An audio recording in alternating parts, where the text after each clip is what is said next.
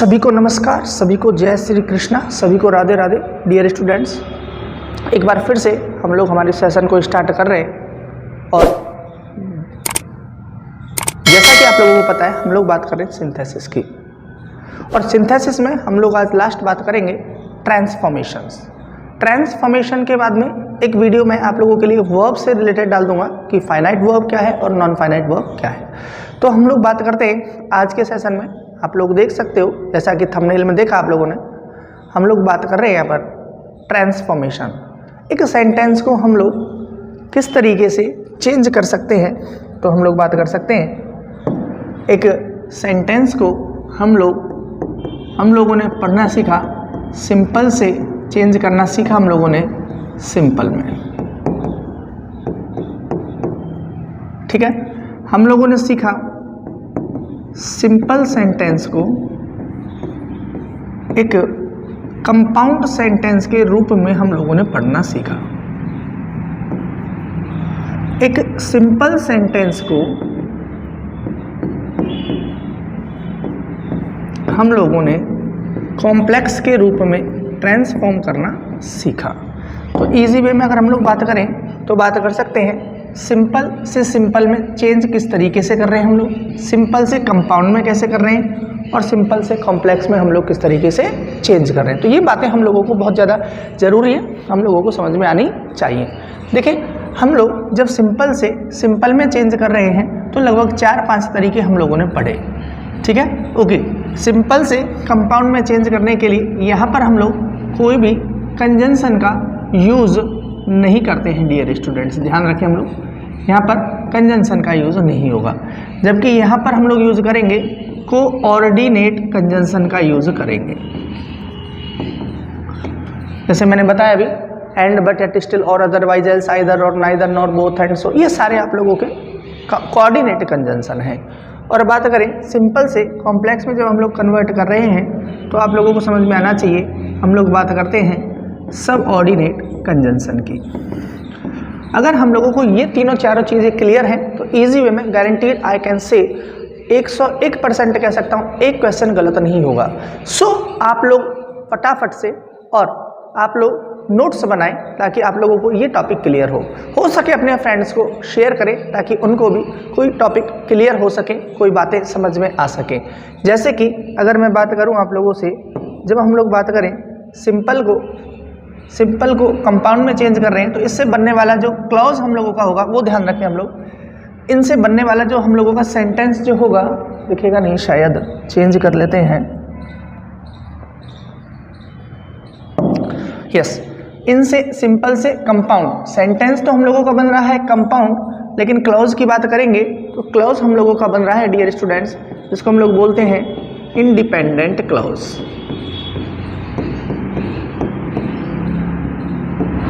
और ऐसे ही अगर हम लोग बात करें कॉम्प्लेक्स सेंटेंस की तो इससे बनने वाला क्लॉज हम लोगों का हो रहा है dependent clause.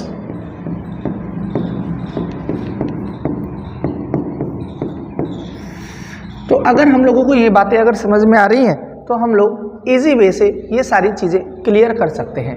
Let's move for some example ताकि हम लोग इनको और अच्छे ढंग से समझ सकें। एक सेंटेंस को मैंने 3 तरीके से कन्वर्ट करने के लिए कुछ एग्जाम्पल्स आप लोगों के लिए लेकर के आया हूँ और उनको हम लोग सॉल्व करते हैं। देख सकते हो आप लोग, ट्रांसफॉर्मेशन के लिए सेंटेंस नंबर फर्स्ट आप लोगों के बोर्ड पर है, he is poor, he is honest. देखिए, ये है एडजेक्टिव और ये भी है एडजेक्टिव, मतलब क्वालिटी। अब हम लोग इसको सिंपल में कन्वर्ट करेंगे तो कोई कंजंक्शन तो हम लोगों को चाहिए नहीं होता है, बिल्कुल इजी बात है, ये तो हमको समझ में आ रहा है। तो हम लोगों ने यहाँ पर इन स्पाइट ऑफ का यूज किया, in spite of his poverty, poor को और हम लोगों ने पुअर्टी के रूप में कन्वर्ट कर दिया, ही इज ऑनेस्ट। तो इस तरीके से हम लोगों ने इस सेंटेंस को सिंपल सेंटेंस में कन्वर्ट कर दिया है। डियर स्टूडेंट्स, आपको ये बात 101% समझ में आ जानी चाहिए। आप लोग देखें, ही इज़ पुअर, बट के थ्रू हम लोगों ने कनेक्ट किया है। बट हम लोगों का जो है वो हम लोगों का एक कोऑर्डिनेट कंजंक्शन है। और कोऑर्डिनेट कंजंक्शन जो होता है उससे हम लोगों का जो सेंटेंस बनता है वो बनता है भाई कंपाउंड सेंटेंस। कौन सा बनेगा भाई? Compound sentence. ध्यान रखेंगे हम लोग। तीसरा मैंने लिया, इसको हम लोगों ने दो के थ्रू कनेक्ट किया। दो का मतलब भी होता है यद्यपि। तीनों के अंदर बात हो रही है कॉन्ट्रास्ट की। कॉन्ट्रास्ट की बात करें तो एक अप क्वालिटी और एक डाउन क्वालिटी, दोनों कॉन्ट्रास्ट है। पुअर है लेकिन बात की जा रही है पुअर के बाद में ऑनेस्ट है। हम लोग जब बात कर रहे हैं तो हम लोगों ने यहाँ पर दो का यूज किया। अब दो जो हम लोगों का है वो है भाई सब ऑर्डिनेट कंजंक्शन। ध्यान रखेंगे, सब ऑर्डिनेट कंजंक्शन। और सब ऑर्डिनेट कंजंक्शन से बनने वाले सेंटेंस हम लोगों के जो होते हैं डियर स्टूडेंट्स, वो हम लोगों को पता है वो सेंटेंस हम लोगों के कॉम्प्लेक्स सेंटेंस के रूप में कन्वर्ट होते हैं। आई hope that will be clear. तीनों के तीनों आपको यहाँ पर बिल्कुल और समझ में आ जाने चाहिए। नेक्स्ट एग्जाम्पल की ओर चलते हैं हम लोग। तो नेक्स्ट एग्जाम्पल है भाई, yes, he is sick, he can't attend the class. He is sick, sick मतलब बीमार है, ठीक है, ओके। इसके अंदर भी और वो क्लास में अटेंड नहीं हो सकता है। तो ये तो एक सिंपल सेंटेंस है और इसका क्या निकल रहा है भाई? ये रिजल्ट है भाई। बीमार है इसलिए वो क्लास में खड़ा नहीं हो सकता है। तो हम लोग बात कर सकते हैं यहाँ पर, तो बीइंग सिक। अब बीइंग लगा करके हम लोगों ने सेंटेंस को कन्वर्ट कर दिया भाई, being sick he can't attend the class. यहाँ पर कोई कंजंक्शन नहीं है तो ये सेंटेंस हम लोगों का एक सिंपल से सिंपल के रूप में कन्वर्ट हो चुका है डियर स्टूडेंट्स, क्योंकि इसमें हम लोगों ने कोई भी कंजंक्शन का यूज नहीं किया है। I hope that will be clear. Next, he is sick so. अब हम लोगों ने यहाँ पर सो का यूज किया। सो जो है ये भी रिजल्ट शोइंग है भाई, हम लोगों ने पढ़ा भी है, रिजल्ट को शो कर रहा है। लेकिन बात करें हम लोग तो यहाँ पर आ रहा है कोऑर्डिनेट कंजंक्शन। ध्यान रखेंगे, हर एक चीज को बहुत अच्छे ढंग से आप लोगों के लिए एक्सप्लेन कर रहा हूँ। और कोऑर्डिनेट से कनेक्ट होने वाले सेंटेंस हम लोगों के जो होते हैं वो होते हैं भाई कंपाउंड सेंटेंस, ठीक है, ओके। नेक्स्ट बात करें तो यहाँ पर हम लोगों ने इसको कनेक्ट कर दिया as, he is sick. As he is sick he can't attend the class. As जो है ये हम लोगों के पास में जो है डियर स्टूडेंट्स ध्यान रखें वो है सब ऑर्डिनेट कंजंक्शन।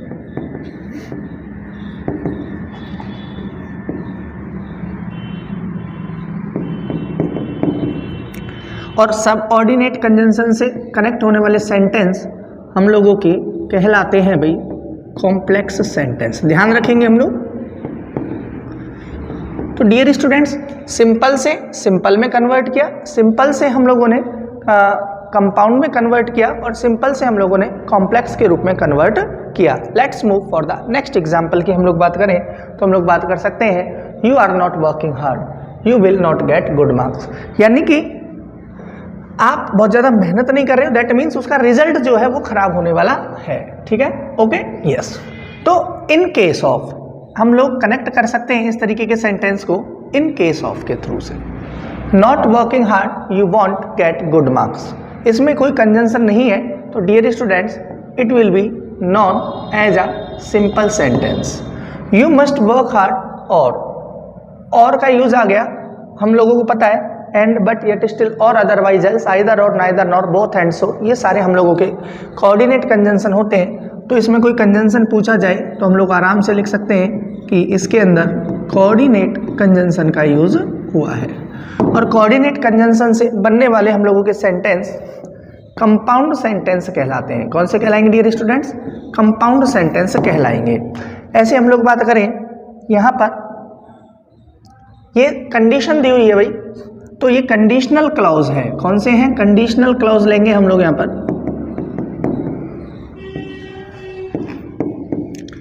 और कंडीशनल क्लॉज की मैं बात करूं तो हम लोग बात कर सकते हैं if unless whether when. If unless whether और व्हेन, और ये हम लोगों के जो होते हैं ये हम लोगों के सब ऑर्डिनेट कंजंक्शन होते हैं। ध्यान रखेंगे हम लोग, ये हम लोगों के सब ऑर्डिनेट कंजंक्शन होते हैं और सबऑर्डिनेट कंजंक्शन से कनेक्ट होने वाले सेंटेंस हम लोगों के कॉम्प्लेक्स होते हैं। तो डियर स्टूडेंट्स, बिल्कुल इजी, बिल्कुल जैसे पवन भैया ने भी बोला भी था कि आप बिल्कुल मक्खन कर देते हो, मक्खन की तरह पढ़ाते हो, बिल्कुल मक्खन के जैसे होगा, बट आप लोगों को क्लासेस जरूर कंटिन्यू करनी पड़ेंगी। Let's move for the next example. आप लोग देख सकते हैं, he is very weak, he can't walk. देखिए दो बातें यहाँ पर, ही इज़ वेरी वीक, वो चल नहीं सकता है, इसका रिजल्ट ये है। तो हम लोग देख सकते हैं कि हम लोगों ने इस सेंटेंस को 1, 2 और 3 के रूप में कन्वर्ट किया है। He is too weak to walk. अब 2 और 2 के थ्रू कनेक्ट कर दिया तो ये हम लोगों का सिंपल सेंटेंस हुआ। कौन सा word dear students? Simple. He is very weak therefore, क्या रिजल्ट है इसका? सो या देयरफॉर। तो ये रिजल्टिंग क्लॉज जब हम लोग ले रहे हैं, और रिजल्टिंग क्लॉज में बात करें तो कोऑर्डिनेट कंजंक्शन, तो ये हम लोगों का जो सेंटेंस होगा वो होगा कंपाउंड सेंटेंस। ठीक है स्टूडेंट्स, ही इज सो और दैट के थ्रू कनेक्ट है। डियर स्टूडेंट्स, मैंने पहले बताया कि जो सेंटेंस हम लोगों का सो दैट से कनेक्ट होता है वहाँ पर हम लोग किसका यूज करेंगे? कैन नॉट जैसे दे रखा है, इसको मैं दोबारा लिखता हूँ। कैसे लिख सकते हैं? इसकी जगह वॉज कर देता हूँ, she was so weak, she was so weak that he. अब कैन की जगह क्या कर देंगे हम लोग? Could not walk. बात करें हम लोग अगर प्रेजेंट की बात कर रहे हैं तो हम लोग कैन लेंगे, और अगर हम लोग बात कर रहे हैं पास्ट की तो हम लोग यहाँ पर कैन की जगह पर कुड का यूज कर पाएंगे। आई hope that will be clear for you. तो डियर स्टूडेंट्स, मैं यहाँ पर आप लोगों के लिए वेरियस एग्जाम्पल्स लेकर के आया ताकि आप लोगों का ये सिंथेसिस की जो क्लास है कंप्लीट और आपको बिल्कुल यहाँ पर आपके माइंड में सेट होनी चाहिए डायरेक्टली। और आप सभी वीडियो लेक्चर देख रहे हो, thanks for watching the video lecture. मिलते हैं नेक्स्ट वीडियो में नए टॉपिक, नई एनर्जी, नए उत्साह, नए मोटिवेशन के साथ में। we'll meet in the next session dear student. So thanks for watching the video lecture once again. जय हिंद, जय भारत।